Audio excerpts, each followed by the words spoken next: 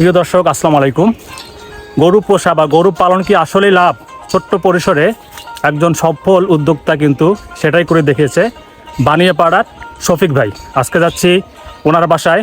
উনি গরু ছোট্ট পরিসরে একটা গরু থেকে 8 থেকে 10টা গরু করেছে আমরা শুনছি, এবং তার মুখে শুনবো উদ্যোক্তা কিভাবে, ছোট্ট উদ্যোক্তা কিভাবে সফল হলো এই গরু পুষে।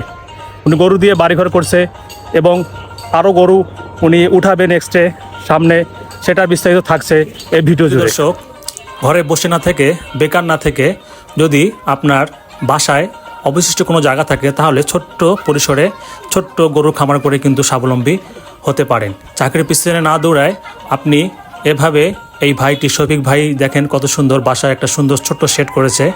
উনি পাশে কিন্তু থাকেন এবং পাশে থাকার পাশেই কিন্তু একটা সুন্দর শেড করেছেন, এবং উনি ওনার অভিজ্ঞতা থাকছে এই ভিডিওতে কিভাবে উনি এই গরু লালন পালন করে সফল হয়েছেন। ভাই, আপনার নাম কি? আমার নাম শফিকুল ইসলাম। শফিকুল ইসলাম, আপনি যে গরু পুষতেছেন, যে কটা গরু, মানে আপনার শুধু এই গরুই পোষেন, আর কোনো কাজ করেন না পাশাপাশি? ফুল টাইম গরু পোষেন। আর আপনার শেডে দেখতেছি বেশ কয়েকটা গরু, 1 2 3 4 5 6 7 8টা গরু আছে। তো আমি এক জায়গায় শুনছি যে আপনার একটা গরু দিয়ে শুরু করছেন, পরবর্তীতে আপনি গরু বাড়াইছেন।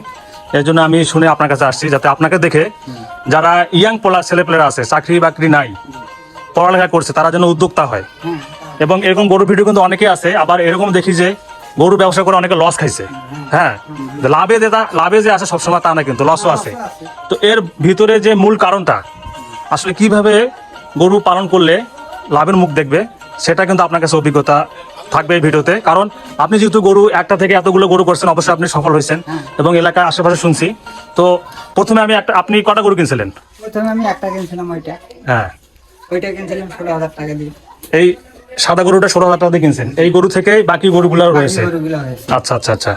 তারপরে হচ্ছে এই যে গরু যে খাদ্য রয়েছে, খাদ্যগুলো যোগান কোত্থেকে দেন আপনি? খাদ্যগুলা এখানে ঘাস আছে, তারপরে ভুট্টা কিনি।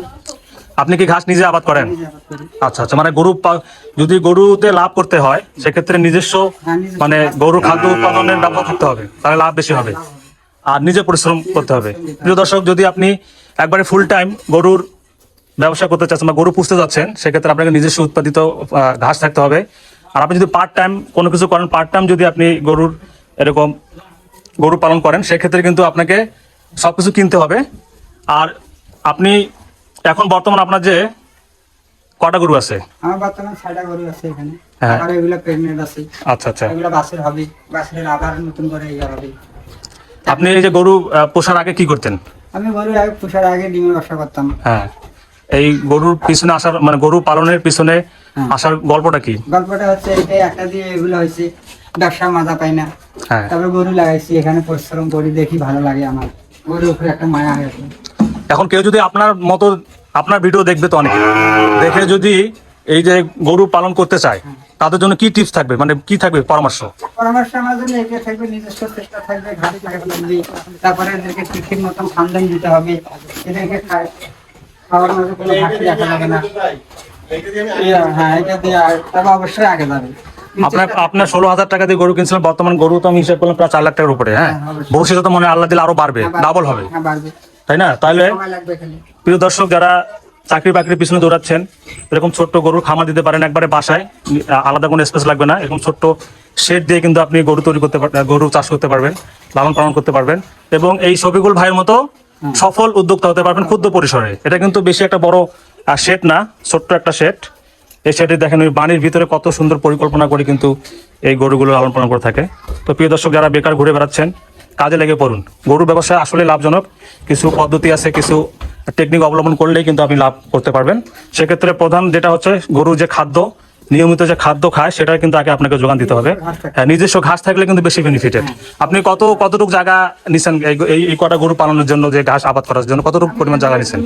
15 শতক মাটির মধ্যে ঘাস লাগাইছি। 15 শতক হাইব্রিড ঘাস লাগাইছেন। আচ্ছা আচ্ছা। তারপরে এই যে খড়টা, এগুলো কেনেন নাকি? খড়, ভুসি, বাড়তি যে খাবারগুলো আছে, দানাদার খাবার, এগুলো কি কেনেন? আচ্ছা আচ্ছা আচ্ছা আচ্ছা। প্রিয় দর্শক, ভিডিওটা আজকে শেষ করছি। আপনারা উদ্যোক্তা হতে চাইলে অবশ্যই গরুর দিকে আসতে পারেন। যদি আপনার এরকম বাসার মধ্যে খালি স্পেস থাকে, অল্প একটু জায়গা থাকে, তাহলে কিন্তু আপনি স্বাচ্ছন্দ্যে ছোট্ট পরিসরে গরু দিয়ে শুরু করতে পারেন ইনশাল্লাহ।